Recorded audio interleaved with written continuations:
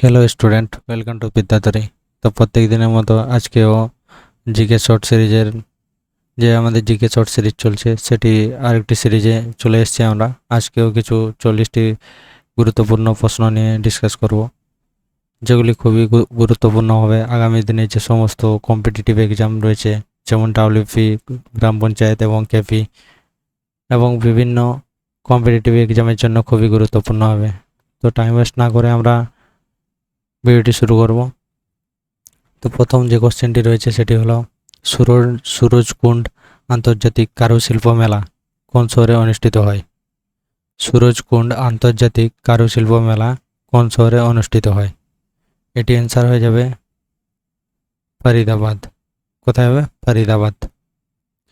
Next প্রশ্ন রয়েছে দক্ষিণ জর্জিয়া দ্বীপ বা সাউথ জর্জিয়া আইল্যান্ড কোন মহাসাগরে অবস্থিত? দক্ষিণ জর্জিয়া দ্বীপ কোন মহাসাগরে অবস্থিত? এটি হয়ে যাবে দক্ষিণ আটলান্টিক মহাসাগর। কি হবে? দক্ষিণ আটলান্টিক মহাসাগর। সম্রাট কনিষ্ক বা সম্রাট কনিষ্কের রাজধানী কোথায় ছিল? সম্রাট কনিষ্কের রাজধানী কোথায় ছিল? সম্রাট কনিষ্কের রাজধানী কোথায় ছিল?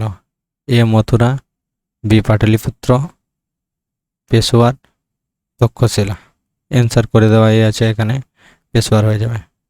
তো আমরা এই সিরিজে কিছু প্রশ্ন যেগুলো ডিসকাস করবো এইভাবেই অ্যান্সার করাই থাকবে। তো আমাদের পিপিটি রেডি করতে একটু প্রবলেম হয়েছিল, তাই এই প্রবলেম হয়েছে, তো এটা একটু অ্যাডজাস্ট করে নেবে।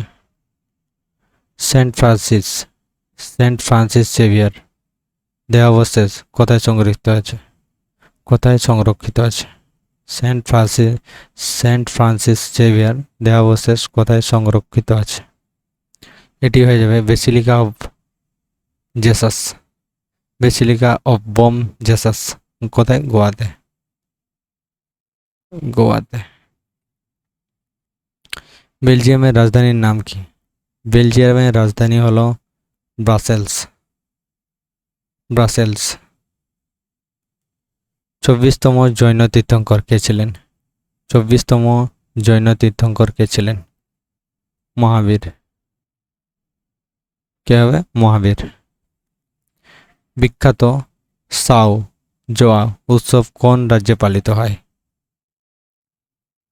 অ্যান্সার হয়ে যাবে হচ্ছে গোয়া। কোথায় পালিত হয়? গোয়াতে। ভারতীয় সংবিধানের 8ম তফসিলে বর্তমানে কতগুলি ভাষা স্বীকৃত? ভারতীয় সংবিধানের 8ম তফসিলে বা 8 শিডিউলে বর্তমানে কতগুলি ভাষা স্বীকৃত? অ্যান্সার হয়ে যাবে 22টি। কোটি? 22টি। চিত্রকলার ষড়ঙ্গ বা 6টি অঙ্গের কথা কোথায় উল্লেখ আছে? কামসূত্র বা কামসূত্র বা যশোধর পণ্ডিতের টিকা অনুযায়ী কামসূত্র। বুচা উপজাতি প্রধানত কোন রাজ্যে দেখা যায়? বুচা উপজাতি সাধারণত অরুণাচল প্রদেশে দেখা যায়। কোথায়? অরুণাচল প্রদেশ।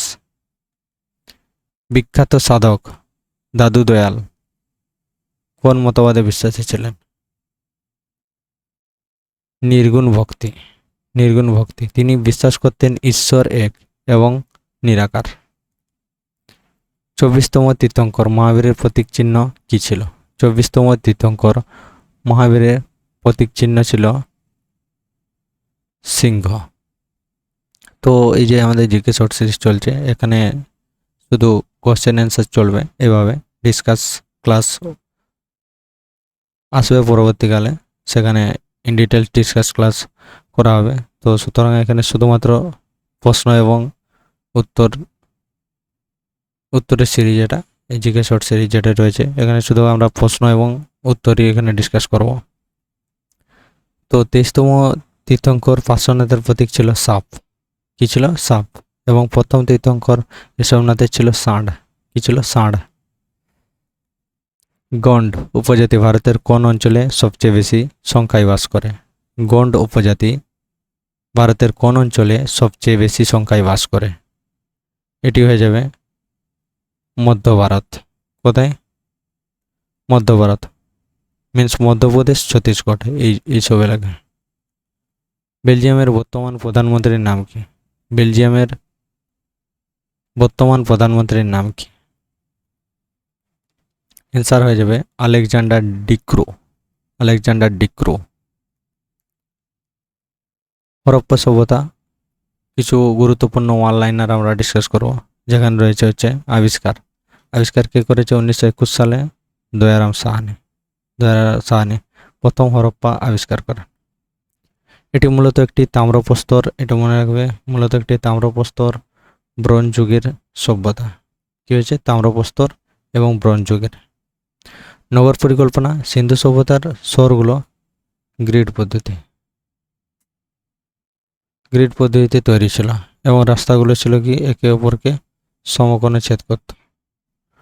পোড়া ইটের ব্যবহার মেসোপটেমিয়া, মিশরের মতো রোদে শুকানো ইটের বদলে হরপ্পা মানুষ ঘরবাড়ি তৈরিতে পোড়া ইটের ব্যবহার করত। তাহলে হরপ্পার মানুষ কি ব্যবহার করত? ঘরবাড়ি তৈরিতে পোড়া ইট ব্যবহার করত। কি ব্যবহার করতো? পোড়া ইট। মনে রাখবে, পোড়া ইট ব্যবহার করত। হরপ্পার মানুষরা কি ঘরবাড়ি তৈরিতে পোড়া ইট ব্যবহার করত। জল নিকাশি ব্যবস্থা এই সভ্যতার প্রতিটি শহরে রাস্তায় ঢাকা দেওয়া নর্দমা এবং উন্নত ড্রেনেজ সিস্টেম ছিল। তাহলে হরপ্পা সভ্যতায় কি ছিল? উন্নত ড্রেনেজ সিস্টেম, উন্নত ড্রেনেজ সিস্টেম ছিল। সেই সময়ের তুলনায় অত্যন্ত আধুনিক কৃষি ও তুলা। হরপ্পার সভ্যতা মানুষ বিশ্বে প্রথম তুলা উৎপাদন শুরু করে। কিশোরে কটন। তুলা উৎপাদন শুরু করে। তাদের প্রধান খাদ্যশস্য ছিল গম ও বার্লি। গম ও বার্লি ছিল তাদের প্রধান খাদ্যশস্য। পশুপালন, তারা গরু, মহিষ, কুঁজওয়ালা ষাঁড় পালন করত। তবে তারা ঘোড়ার ব্যবহার জানতো না। কিসের ব্যবহার জানতো না? ঘোড়ার ব্যবহার জানতো না। তাহলে হরপ্পার লোকেরা কি ঘোড়ার ব্যবহার জানতো না? মনে রাখবো, ঘোড়ার ব্যবহার জানতো না। ধাতুর ব্যবহার, তারা তামা ব্রোঞ্জের ব্যবহার জানতো। কিসের ব্যবহার জানতো? তামা ব্রোঞ্জের ব্যবহার জানতো। মনে রাখবেন, হরপ্পার মানুষের কাছে লোহার ব্যবহার ছিল অজানা। কিসের ব্যবহার জানতো না? লোহার ব্যবহার। লোহা।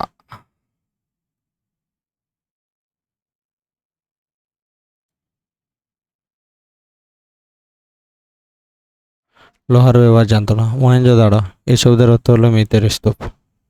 মহেঞ্জোদাড়ো শব্দের অর্থ হলো মৃতের স্তূপ। এখানে একটি বিশাল স্নানাগার বা গ্রেট বেথ এবং বড় শস্য ভাণ্ডার পাওয়া গেছে। কি পাওয়া গেছিল?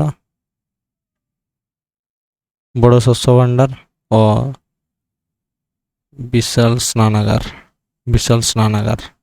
পাওয়া গেছিল। লোথাল, গুজরাটের লোথাল ছিল। তাহলে লোথাল কোথায়? গুজরাটের লোথাল ছিল সিন্ধু সভ্যতার প্রধান সামুদ্রিক বন্দর। এটি ছিল একটি সামুদ্রিক বন্দর। সিন্ধু সভ্যতার সামুদ্রিক বন্দর ডকইয়ার্ড বলা হতো। এখান থেকেই অন্য সভ্যতার সাথে ব্যবসা চলতো। কালীবাগান রাজস্থানে, এই স্থানে লাঙ্গল দিয়ে চাষ করা জমির পরিমাণ এবং যজ্ঞকুণ্ড পাওয়া গেছে। কি পাওয়া গেছে? যজ্ঞকুণ্ড। ধোলাভিরা, এটি ছিল জল সংরক্ষণের বা ওয়াটার কনজারভেশন জন্য বিখ্যাত।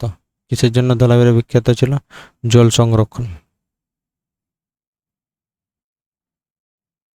জল সংরক্ষণ বা ওয়াটার কনজারভেশনের জন্য এটি বিখ্যাত ছিল। এখানে পাথর কেটে তৈরি বড় জলাধার পাওয়া গেছে। কি হয়েছে? এখানে পাথর কেটে তৈরি বড় জলাধার পাওয়া গেছে। ধর্মীয় বিশ্বাস, তারা মাতৃমূর্তি বা মাদার গডেস এবং পশুপতি শিবের ধ্যানমগ্ন মূর্তি পূজা করত। কিসের? পশুপতি শিবের পূজা করত। তারা গাছ ও পাথরকেও পবিত্র মনে করত।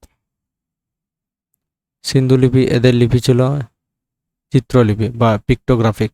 এটি ডান দিক থেকে বাম দিকে লেখা হতো, যাকে বুস্ট্রোপিডন পদ্ধতি বলা হয়। তবে এর পাঠোদ্ধার আজও করা যায়নি। চানুদারো, এটি সিন্ধু সভ্যতার একমাত্র শহর ছিল যেখানে উঁচু দুর্গ বা সিটাডেল ছিল। চানুদাড়তে পতন প্রাকৃতিক দুর্যোগ এবং জলবায়ুর পরিবর্তন বা আর্যদের আক্রমণের ফলে 1750 নাগাদ এই সভ্যতার পতন শুরু হয়। গৌতম বুদ্ধ এবং বুদ্ধ ধর্ম নিয়ে কিছু প্রশ্ন ডিসকাস করব বা অনলাইনার। সিদ্ধার্থের জন্ম হয় গৌতম বুদ্ধ 563 খ্রিস্টপূর্বাব্দে নেপালের লুম্বিনীতে শাক্য বংশে জন্মগ্রহণ করেন। শাক্য বংশে জন্মগ্রহণ করেন। এটি মনে রাখবে। লুম্বিনীতে পারিবারিক পরিচয়, তার পিতা ছিলেন শুদ্ধোধন। তার পিতা ছিলেন শুদ্ধোধন এবং মা হচ্ছে মায়াদেবী। ছোটবেলায় নাম ছিল সিদ্ধার্থ। এটা কি ছোটবেলার নাম। সংসার ত্যাগ 29 বছর বয়সে সত্যের সন্ধানে তার গৃহত্যাগকে মহাবিনিষ্ক্রমণ বলা হয়। তাহলে গৃহত্যাগকে কি বলা হয়? যে গৃহত্যাগকে মহাবিনিষ্ক্রমণ বলা হয়। বোধিলাভ 35 বছর বয়সে গোয়ায় নিরঞ্জনা নদীর তীরে তিনি নির্বাণ লাভ করেন। কোন নদীর তীরে? নিরঞ্জনা। প্রথম প্রচার সারনাথে তার প্রথম ধর্মোপদেশ দেওয়ার ঘটনাকে ধর্মচক্র প্রবর্তন বলা হয়। দেহত্যাগ 80 বছর বয়সে কুশীনগরে তার মৃত্যু হয়। 80 বছর বয়সে কোথায় মৃত্যু হয়েছিল? কুশীনগরে তার মৃত্যু হয়। এটি মহাপরিনির্বাণ বলা হয়।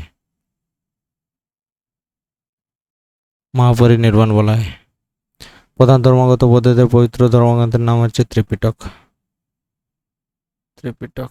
এটি কি ভাষায় রচিত? পালি ভাষায়। কি ভাষায় রচিত? তাহলে পালি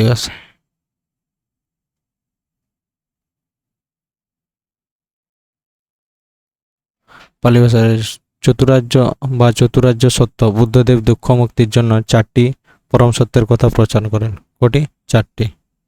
অষ্টাঙ্গিক মার্গ বা দুঃখ দূর করতে তিনি 8টি সৎপথের বা অষ্টাঙ্গিক মার্গের নির্দেশ দেন। প্রথম সম্মেলন বুদ্ধের মৃত্যুর পর রাজগৃহে অজাতশত্রুর উদ্যোগে প্রথম বৌদ্ধ সঙ্গীত হয়। অজাতশত্রু। দ্বিতীয় সম্মেলন বৈশালীতে কালাশোকের। তাহলে এটা মনে রাখবে।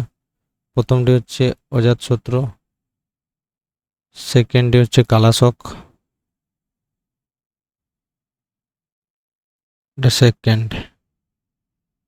ফার্স্ট কালাশোক। বৌদ্ধ সম্মেলন অনুষ্ঠিত হয় দ্বিতীয়টি। তৃতীয় সম্মেলন সম্রাট অশোকের পৃষ্ঠপোষকতায় পাটলিপুত্রে তৃতীয় বৌদ্ধ সম্মেলন সম্পন্ন হয়। কি হচ্ছে? অশোকের সময়। তৃতীয়টি হচ্ছে অশোক, এটা থার্ড। তৃতীয়টি হচ্ছে, তাহলে তৃতীয় সম্মেলন কোথায়? সম্রাট অশোকের পৃষ্ঠপোষকতায় পাটলিপুত্র তৃতীয় বৌদ্ধ সম্মেলন সম্পন্ন হয়। চতুর্থ সম্মেলন কনিষ্কের আমলে হয়। চতুর্থ সম্মেলন হচ্ছে কনিষ্ক। এটা মনে রাখবে। কনিষ্কর আমলে চতুর্থ সম্মেলনে বৌদ্ধ ধর্মহীনযান বা মহাযানে বিভক্ত হয়। বুদ্ধের জীবনী। অশোক সংস্কৃত ভাষায় বুদ্ধের জীবনী নিয়ে বুদ্ধচরিত কাব্য রচনা করেছে। তাহলে কি লিখেছে? বুদ্ধচরিত। বুদ্ধের জীবনী কোথায় লেখা আছে? বুদ্ধচরিত। এটি মনে রাখবে। এটি কি হচ্ছে? বুদ্ধচরিত।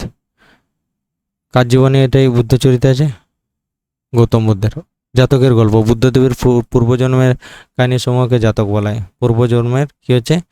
জাতকের গল্প। বুদ্ধদেবের পূর্বজন্মের কাহিনী সমূহকে জাতক বলা হয়, যা সংখ্যায় প্রায় 550টি।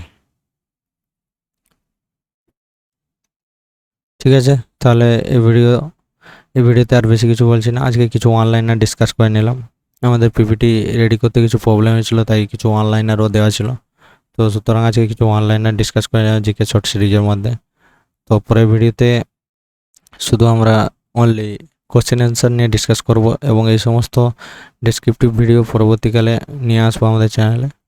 তো আজ এই অবধি, দেখা হচ্ছে পরের ভিডিওতে।